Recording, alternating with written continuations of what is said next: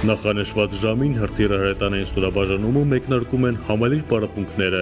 Զինծառայողները ամրապնդում են շանթ համազարգային կրակի ռեակտիվ համալիրների կիրառման փորձառությունը, ներդաշնակում են փոխգործակցությունը, կատարելագործում մասնագիտական հմտությունները։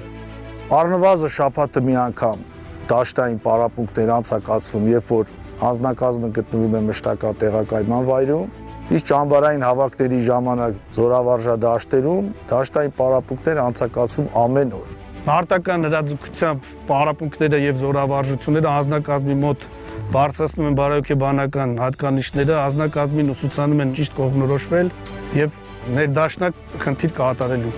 Շանթ համազարգային կրակի ռեակտիվ համալիրն առանձնանում է իր մեծ խոցմանազորությամբ։ Հանրապետության հրապարակում զորահանդեսի ընթացքում հանրությանը ներկայացված համազարգային կրակի ռեակտիվ համալիրները տևական ժամանակ է, ինչ համալրել են Հայաստանի Հանրապետության բանակի զինանոցը։ Տեխնիկական բնութագրերով եւ ընձեռացնողություններով չեն զիջում առաջատար տարբեր երկրների բանակներում կիրառվող նմանաբնույթ զինտեխնիկաներին։ Շանթ համազարգի կրակի ռեակտիվ համակարգը կարողանում է սեղմ ժամկետներում մարտական աշխատանքի բերվել, կարողանում է իրականացնել բոլոր աշխատանքները ավտոմատ, կիսաավտոմատ եւ մեխանիկական